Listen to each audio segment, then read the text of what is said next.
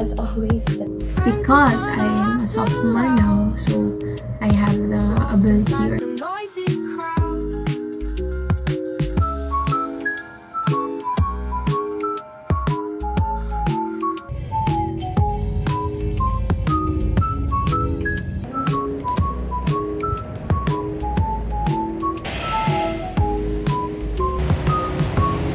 Sayo kayo guys. Nag-buy ko powder.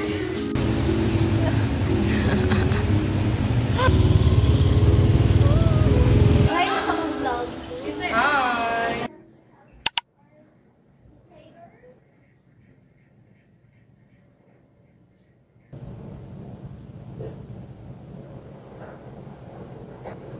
Hi guys! Good evening. So today is August 26. It's 9:01 in the evening and I'm here doing my tasks. Of course, as always, the Canva girl. Kasi maraming mga presentations na ginagawa and everything. But so far, so good. Kinakaya pa naman ang first month. And we are going to the next month na guys. Next week is September na talaga next week. So, I'm very excited kung ano pang magaganap sa August and also in the opening of the September. Actually, marami talaga akong ginagawa guys every single day. I mean, kahit nasa bahay lang ako kasi it's holiday ngayon so walang pasok. Kahit nasa bahay lang, I always make sure na nagagawa ko lahat ng task. Like, hindi ako walang nagagawa every single day. Kahit super small or super small progress, gusto ko talaga kasi hindi ko gusto kung ma-stress in a way na ma-stress ako sa mga susunod na mga araw kasi nagtatambak-tambak na yung mga work. So, yun, super, talaga ako, ginagawa ko talaga lahat para hindi ako ma-stress kasi pag nasa-stress ako, parang nadadamay lahat ng nasa paligid ko. So, hindi ko naman gusto na maging madamay sila lahat.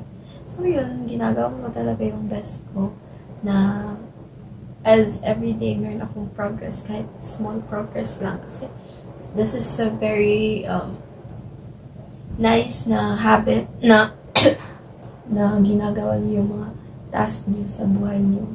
Kahit hindi sa work. Kahit hindi sa school, kundi sa buhay-buhay. Kasi for me, if productive kasi ako, mas nagaganahan ako maging active, maging productive sa isang araw. So, yun lang yung chika, guys. I'm just gonna finish this. I think mag-finish ko siya mga 12. Pero laban lang din. Laban pa rin. So, let's go.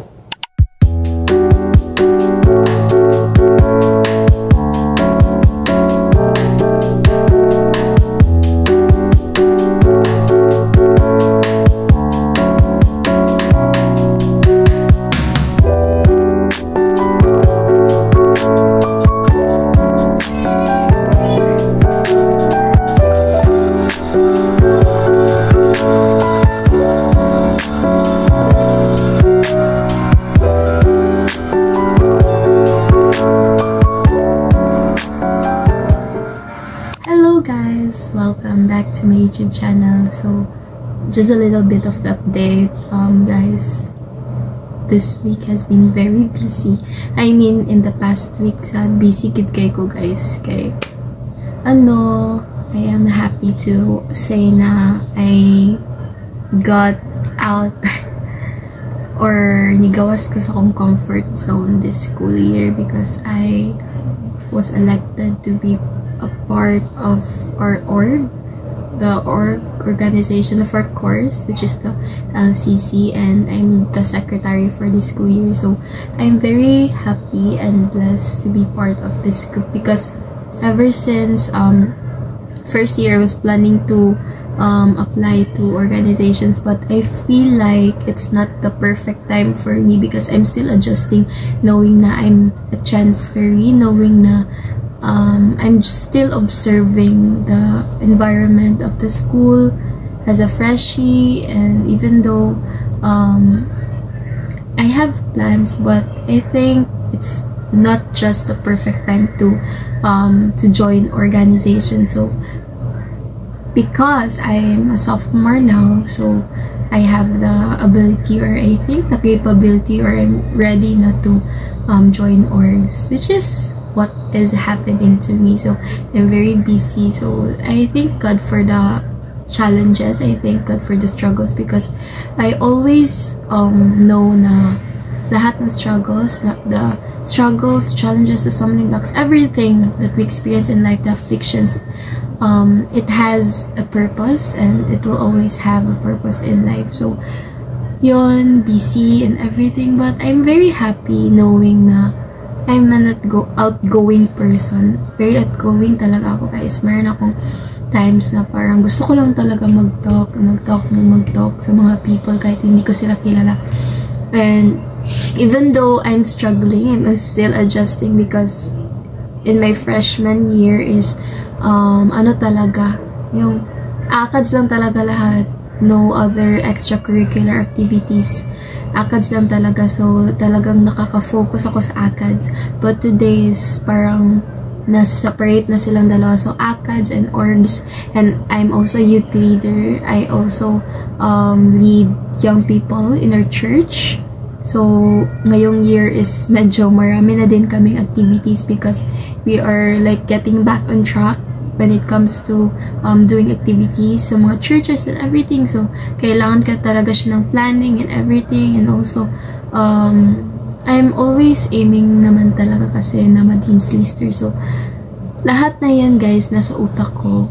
But I'm very thankful for every opportunity that the Lord has given me, knowing na I really want to go out from my comfort zone.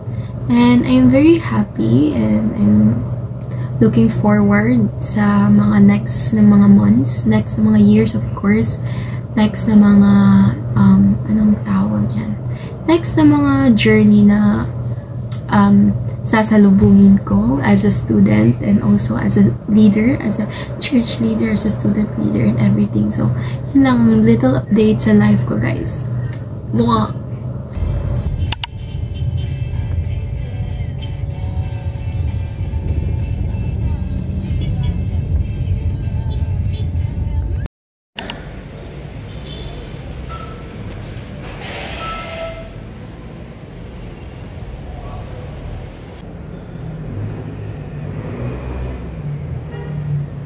Sa iyong details.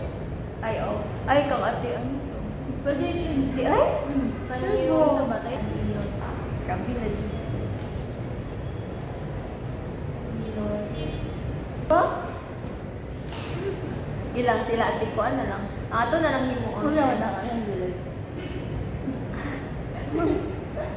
Ato na lang himuon kay ano.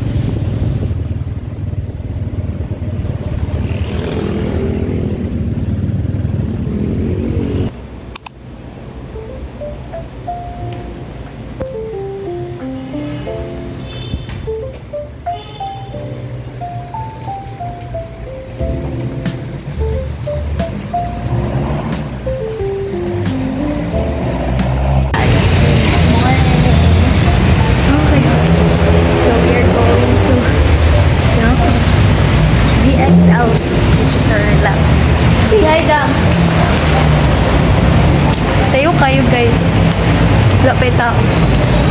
May pang tao. Wala ko nag-makeup kay kapoy na dito. Let's go!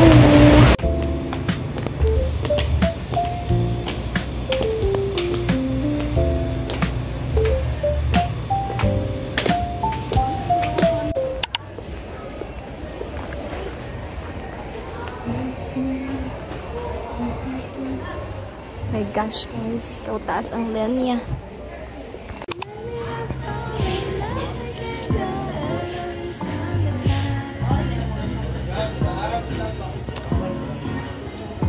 Hi, guys.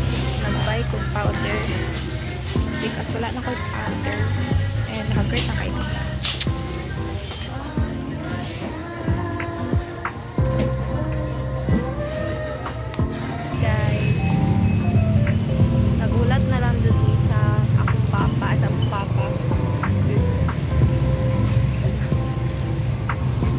Yata klubes, nagtarong ang fries.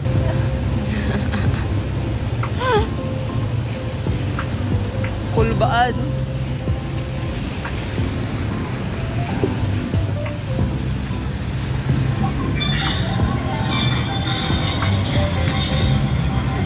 Lain kayong reaction. Ay, mag-late reaction siya ba? Dili kayo nag-get nga. So, ano na, I mean, na may sakyanan, but grabe ka, dugay pa, taas ka ang linya. Tingnan niya. Nagkakulbaan sila doon. So, mo to, makuha na lang doon, hindi na makaya. Sakit pagit ka akong tiil, kaya nag-heels, kuha akong school shoes. So, lesson learned, dili na akong magpalit o school shoes na wedge or heels type. Naluthan ako pila ka times, ana. So, that's all. Today, may dapit sa Petron na gas station, kay naglingkod na lang dyan. Hindi na makaya, guys. Narandalan, guys. Kung inyong tanawin dira dapit anang unahan daghan kay mga tao dira daulat og jeep niya kami kay may cash na mo kaya sakit na kay mong tiil.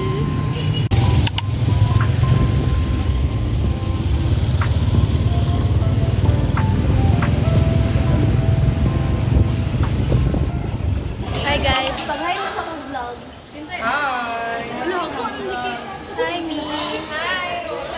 Say hi to our Kuya Maintenance. Pagpakiganti ka. Kung may that they make her in sa Maria. sports zone.